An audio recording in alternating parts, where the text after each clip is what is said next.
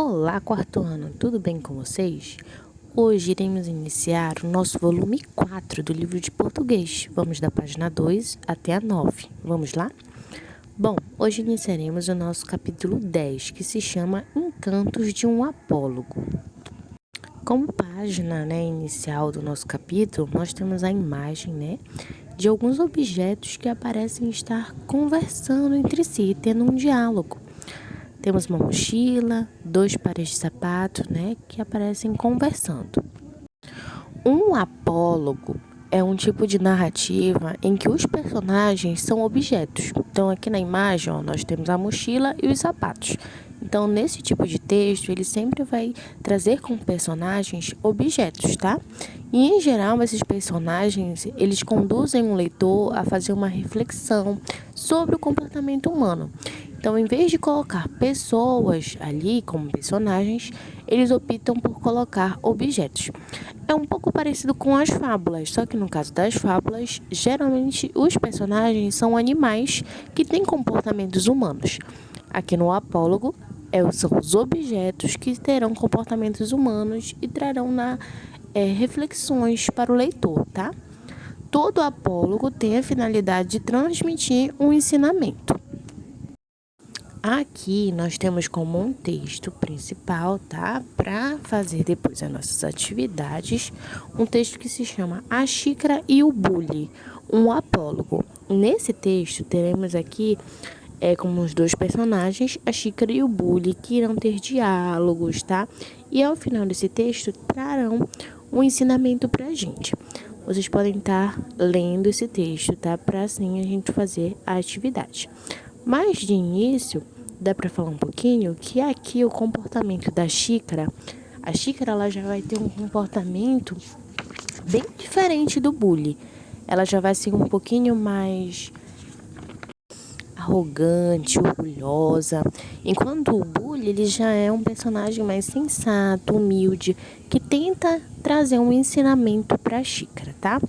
Então, após a leitura de todo esse texto, aí sim vamos para a interpretação de texto aqui na página 5, tá? Então aqui, primeira questão.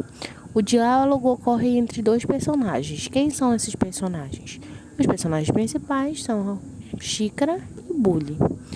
Na terceira, nas descrições são feitas e destacadas no texto lá, eles trazem características físicas e psicológicas desses 2 personagens. Então, quais são essas características físicas desses personagens? O Bule, vocês vão observar no texto que ele é um Bule velho, manchado, ele tem amassadinhos. Já a Xícara se descreve como cheirosa, doce, valiosa, que ela é de porcelana, então ela é delicada, tem florzinhas, tá? Então aí vocês irão escrever essas 2 características desses 2 personagens. Na letra B, agora eu já quero saber sobre as características psicológicas desses 2 personagens, tá? Então, o Bule, pode-se dizer que o Bule ele é um personagem sensato, tá? Ele é mais humilde, respeitador. A Xícara, ela já é um pouquinho mais arrogante, orgulhosa, teimosa, tá? Vocês irão perceber no decorrer da leitura. Na 4 tem, na história, os personagens, eles são solidários entre si? Vocês vão perceber que não. Eles se tornam indispensáveis um para o outro? Não, né? Eles estão em desacordo? Sim. No decorrer da história, vocês irão perceber que eles todo o tempo estão em desacordo. Não concordam com as mesmas ideias. Então, aqui vocês irão marcar de acordo com a leitura do texto, tá? Aqui na página 6 também nós temos mais interpretações a respeito do texto lido, tá? Então, continuam as atividades aqui também. E assim, temos também a atividade de interpretação do texto aqui na página 6. Aqui na página 7, nós teremos a atividade sobre a estrutura do texto. Então, nós vamos perceber lá que período do dia a história se desenvolveu, em que espaço ela aconteceu, se foi dentro da casa, se foi na varanda, se foi na mesa de jantar, na mesa de café da manhã. Quem eram esses personagens? Na leitura aparecem 3 personagens. Temos os 2 principais, certo? Que é o Bule e a Xícara. Mas também, logo ao final da história, aparece o gato, Então, ele também é um personagem.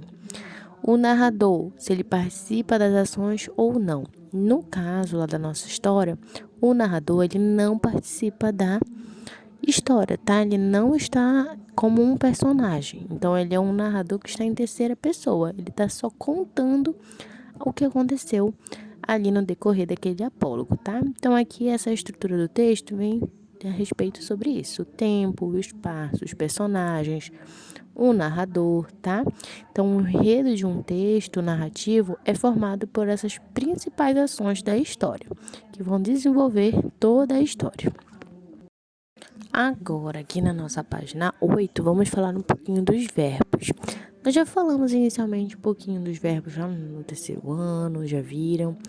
Já falamos um pouquinho deles também aqui no quarto ano, mas vamos relembrar, tá?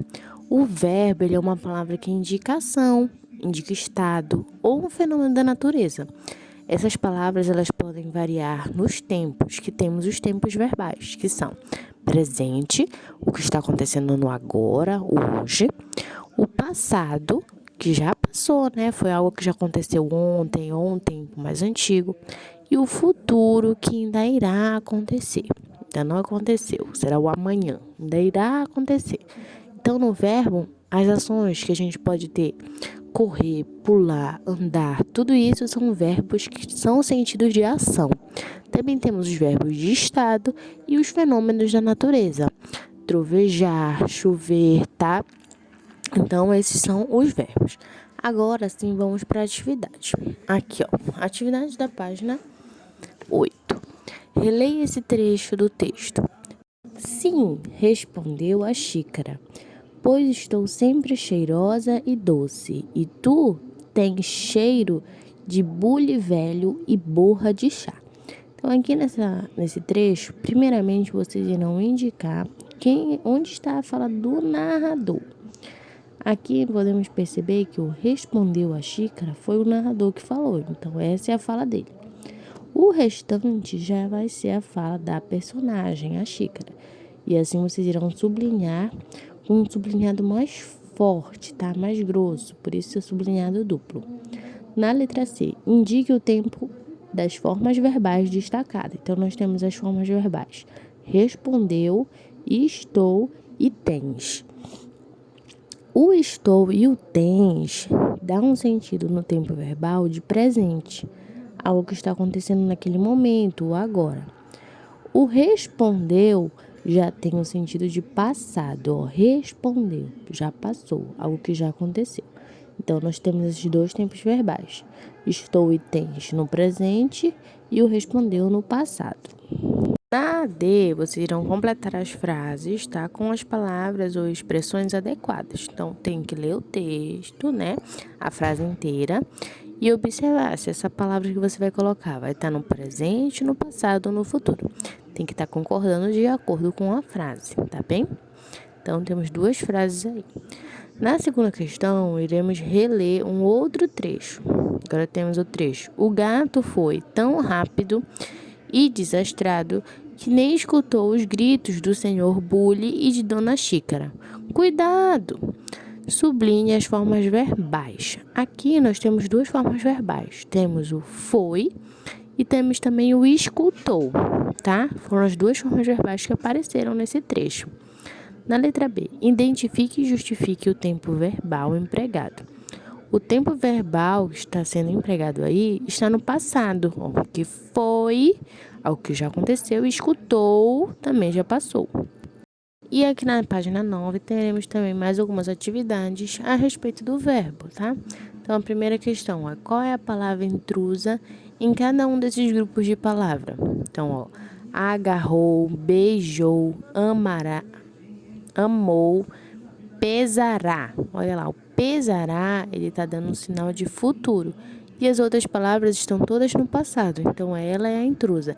Então, vocês vão ver em cada frase. Se a maioria das palavras estiver no presente, então vai ver qual é a única que está diferente. Se a maioria das palavras estiver no futuro, vai ver qual é ela que está diferente. E vai marcar, tá? E depois vamos responder lá embaixo. Por que essas palavras são intrusas?